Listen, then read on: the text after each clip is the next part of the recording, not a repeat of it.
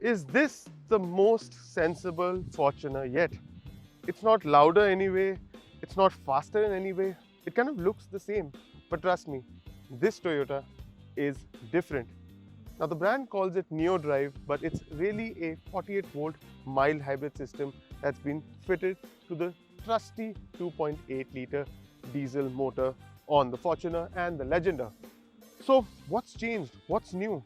Does it really make a difference to one of India's favorite 7-seat proper off-road SUVs?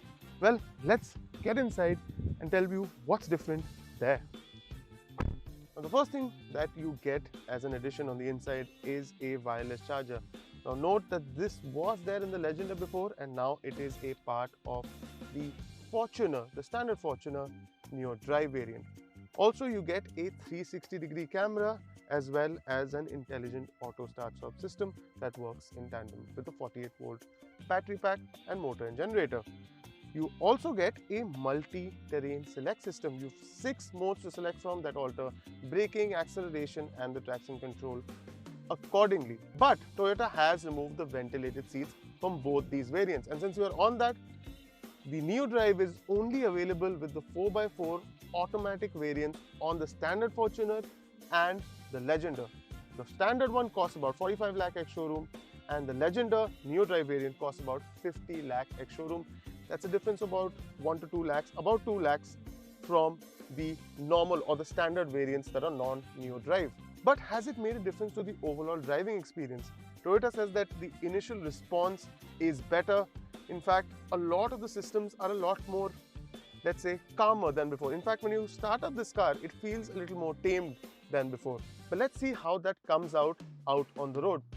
Time for a drive, I guess.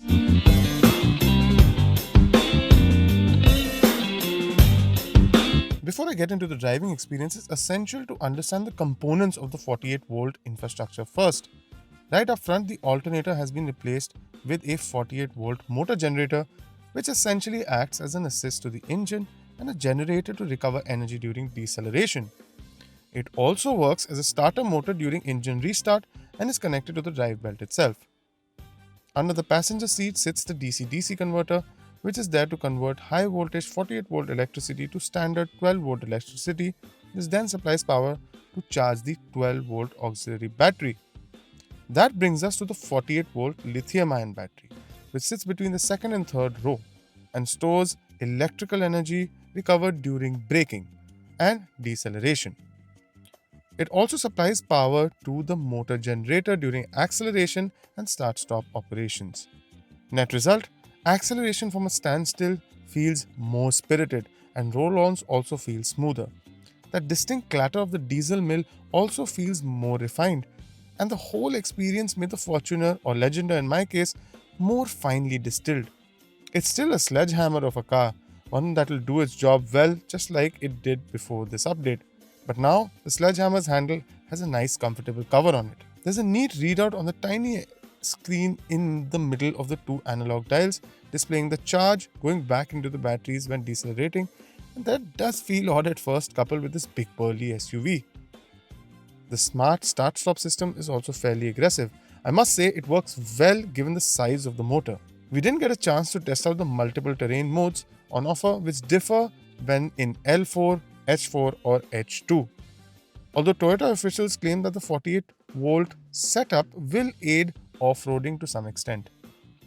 There's also no change to the water wading capacity, which still sits at 700 mm. One thing that did feel a bit odd was the spongy feel from the brakes, but that could have been because of all the brake testing at Toyota's track in its plant. Most importantly though, Toyota states that this new mild hybrid variant will give 43 kilometers more than the standard equivalent variant in a full tank. And in the long run, with that extra price that one pays for this, one should be able to recover that money over a decent period of time. Overall, the driving experience isn't very different from the Fortuner or Legender before this, but these subtle and mindful updates make an already well-rounded, proper SUV even better. So what have we learned? Purely from a driving experience, yes, there is a difference between the Neo Drive variants and the standard variants. You feel things are a lot more smoother and the overall experience is a lot more plush, if I can say so. Now, Toyota hasn't quoted an official fuel efficiency figure. They just say that this one gives 43 kilometers more on a full tank. What I'm interested in knowing is, will there be a mild hybrid for the petrol? Will there be a mild hybrid in the 4x2 versions? Again, Toyota hasn't really spoken about that. What we do know is that this seems like a step in the right direction. Who knows?